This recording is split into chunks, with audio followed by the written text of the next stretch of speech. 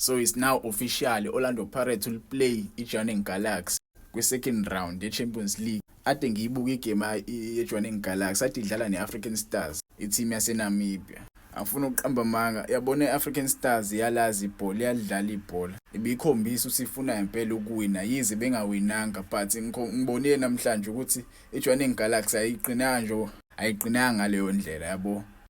Bona bayadlala but abekho nswebo ngaleyo ndlela. Even last season bidlala ne-Orlando Pirates. Orlando Pirates ayidlala nge-weak side yayo because most ama-key players akhona elimele, but sakwazi ukubayisa ama-penalty baze bashaya kuma-penalty. So kuba le game le i-first game yabo i-African Stars ne-Johannesburg Galaxy yashaya i-Johannesburg Galaxy ishaywa ngo-1-0 bedlala le Namibia.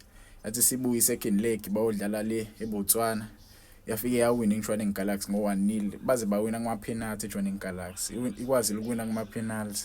So indlela abadlala ngayo bathanda ukuthatha i-team bayise kuma-penalty, bayawazi ukudefenda.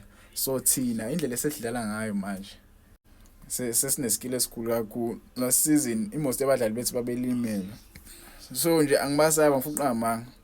Angithande kodwa as i-Orlando Pirates approach igame ukuthi ama-team asiwasabi yabo. Kumele si-approach igame ukuzowina, sibe ne-winning mentality, singazi kuzoyenzela igame ukuthi siwinile already yabo. But nje ngibukile igame namhlanje Johannesburg Galaxy ayiqinanga lokho. Abantu baloko besabisa nje bethi inswempu, last season yashaya kuma-penalty, not like yashaya egamini yabo. Sidlala away, sadlala nge-weak side. uKapinga weqala ukudlala yabo. Mowayibuka igame yeJohannesburg Galaxy ne-Pirates, safa uKapinga esafika wayeku-starting line-up uKapinga kwayigame yakho okuqala nqa.